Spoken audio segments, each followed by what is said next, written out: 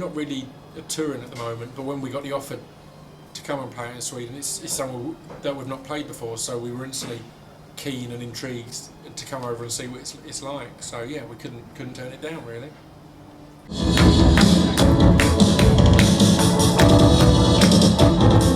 Yeah, who am I? Well, I'm Dan Wassack, and pretty much I make all the noisy stuff in the band. I don't have any message or morality. I just make noise and beats and hopefully make people shake their rumps slightly. And who are you? I'm Scroobius Pip, and I do all the vocals and lyrics and or the main vocals in the tracks, and I generally just try and talk about, or quite often try and talk about subject matters that aren't really often covered in a lot of popular music. So from upbeat stuff to quite dark and depressing stuff, but kind of trying to get the balance and variation to try and just make people think. This is a letter from God to man. It says, "Hey there, how's it going?" Letter from God to man. We've got a track called Letter from God to Man, and it's one of the ones in the UK that got us quite a bit of coverage.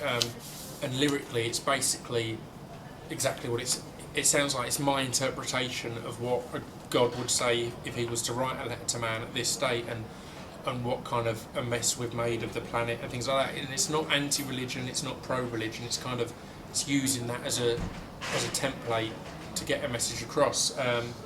It seemed to go down well. We originally released it in the UK on Christmas Eve of 2007, and we gave it away for free.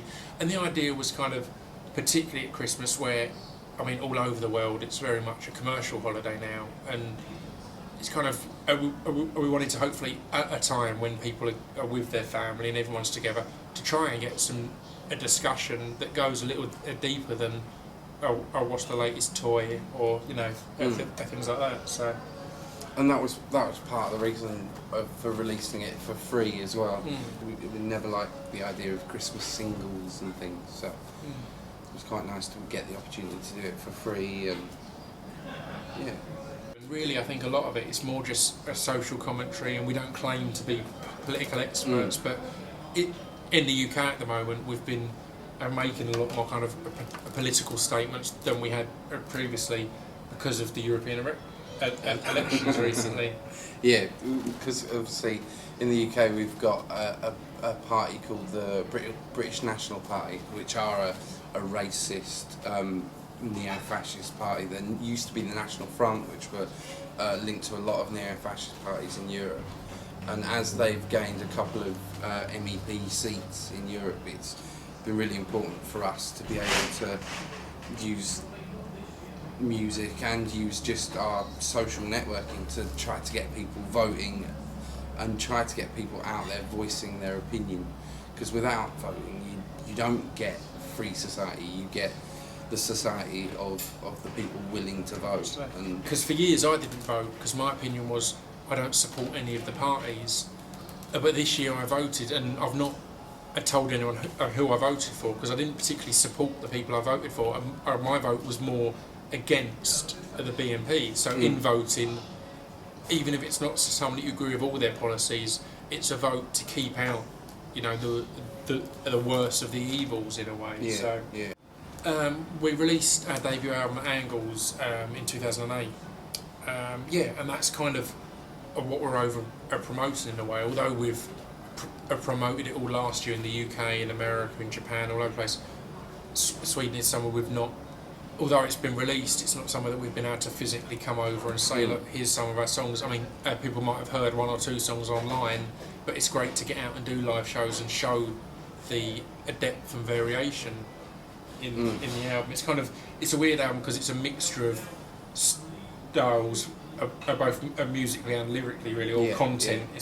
It's in the UK, everyone really struggled to put it into one genre because no one was really sure what kind of music it is. It kind of spans a lot of genres. It's as an album as well. It's almost a bit of a history lesson. It's a collection of work you've done over the 3 or 4 years previous, and I've done over the time before it came out as well. It's available in shops. It's available on iTunes. You can buy it at a lot of places. So grab yourself a copy. If you want to have a look at first at some of the videos or anything, they're on YouTube or at myspace.com/Lasac versus Pip.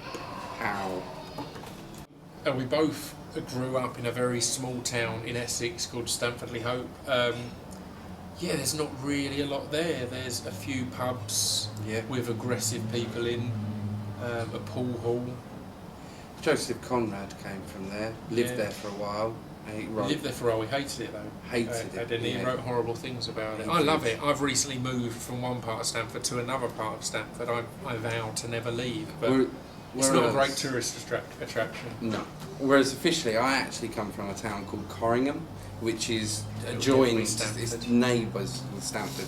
I write a lot in libraries. Like one of our tracks talks a lot about the periodic table and goes through certain parts of science. And it's not that I studied science at school. I went into a library and I learnt up this stuff to write my lyrics. And generally, with different subject matters I try and tackle, I try and research it and learn as I'm going along. So whilst we're putting content in, hopefully making the listeners think and form an opinion, at the same time I'm benefiting from the fact that I'm having to educate myself and kind of develop my learning as we continue to write. So it's a key part of our process really. Long time no see. I know I've been around much lately, but it didn't seem like you wanted me to be. The last time I sat down and met you down into the crust, I figured I'd just leave you to me. Then you be your own boss, but I've been keeping an eye on your hand. It's amazing how you've grown, your technological advances, and the problems you've overcome.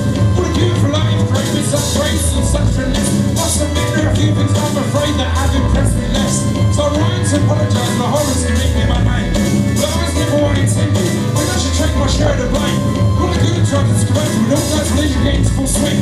But I thought what widely messages were taken to unusual extremes. My teachers were taken out of context to meet the agendas of others. Temptations taken in different ways, hidden meanings discovered. Religion became a tool for the weak controlled the strong. With all these new morals and ethics, surviving the fittest was gone. No longer can the biggest man simply take whatever we needed. Cause damnation was the price. Standard rules are not needed. Some of the things that make my life make me wonder I went wrong. Back at the start when I created this, foundation seems so strong. See all the elements already here. Long before I began, I just kind of put it all together. Didn't really think how long to plan. I made the sun and the pregnant distance, made the stars across the sky. You navigate this globe or watch the sunrise. Cover the earth and pass on through. Time for such and some for beauty. Made the sunshine and clouds race and made this was your duty. They give each creature attributes, found making them develop.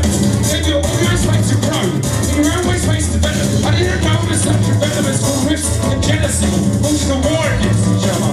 In Mars' planet intelligence. You see, I wasn't a creator, I was not a curator of nature. Won't set me straight with homosexuals right now. I don't hate you. I was a simple being that happened to universe and use such powers, but I just hate the ground. It was you that built the towers. It was you that invented bombs and the fear that comes with them. It was you that invented